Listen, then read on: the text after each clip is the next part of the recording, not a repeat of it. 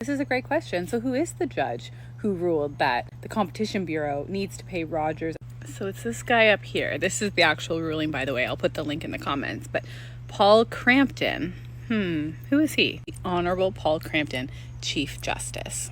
And before I hear anybody talk about how he's a liberal plant and paid for by Justin Trudeau, and this is just Justin Trudeau's Canada.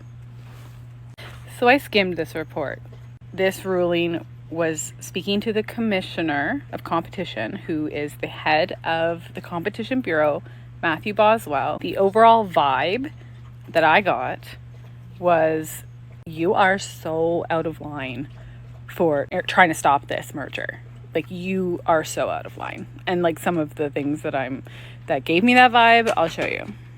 So the respondents are Rogers and Shaw, and the commissioner is the Commissioner of Competition. So the respondents added that the commissioner adopted an unnecessarily contentious approach through this litigation while he was trying to block the merger.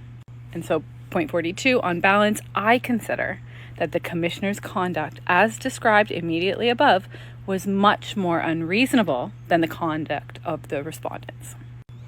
I also agree with the respondents that the commissioner adopted an unnecessarily contentious approach at numerous points during the litigation. Once again, that approach resulted in significant additional time and effort being spent on various matters that were ultimately resolved in the respondents' favor. Yeah, they let Rogers and Shaw merger. Here's a summary of the charges that we, the taxpayers, get to pay to Rogers and Shaw. So the disbursements to Rogers, $9.3 million. The disbursements of Shaw's was $2.8 million. And then actually the legal fees were $414,000 and $416,000. I thought this was all legal fees. It's not. It's for these other disbursements. So this whole situation makes two things very clear to me.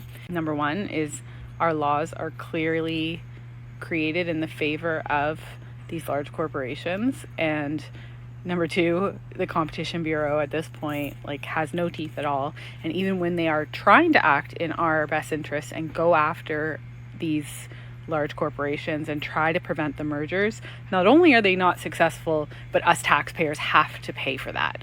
And it is so beyond comprehension how this is okay. And everyone needs to get every politician they know to be questioning this and looking into this.